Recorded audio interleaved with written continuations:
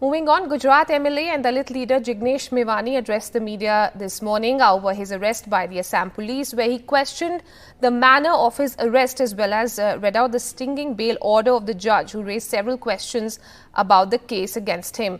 His alleged arrest was a conspiracy with an eye on the Gujarat elections. That is what he said.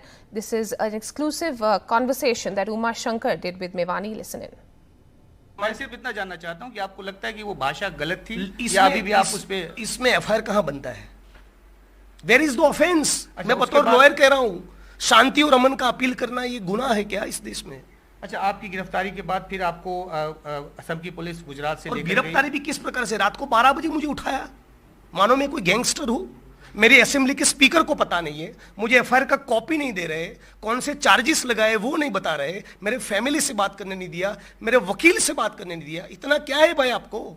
आप 41D के तहत मुझे notice दे सकते थे कि इस प्रकार के ट्वीट के बेसिस पे एफआईआर हुआ है। क्या कहना है? मैं जवाब देता, कोऑपरेट करता, आज भी कोऑपरेट कर रहा हूं।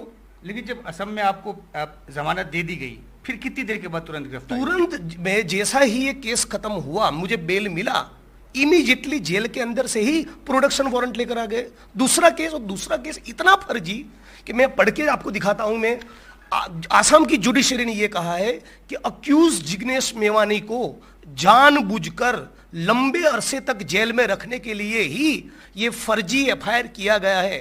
कोर्ट का शब्द है फर्जी एफआईआर। आपने 3 मांगे मांगी है, जिसमें कि मुकदमे वापस लेने की बात है। बिल्कुल, क्योंकि मैं अब गुजरात और देश की जनता को भी ये कहना चाहता हूं, ये ट्वीट करना तो बहुत ऑर्डिनरी, बहुत मामूली बात है, लेकिन ये 1,75,000 करोड़ का ड्रग्स जो मुंद्रा के पोर्ट पे आ रहा है, हमारी रगों में खून के बजाय नशे को भरने की साजिश हो रही है। और एक बार भी गौतम साहब की इंक्वायरी न हो, उनको सवाल न पूछा जाए। 22 एग्जाम का पेपर लीक हुआ, उसमें कोई एसआईटी का गठन न हो।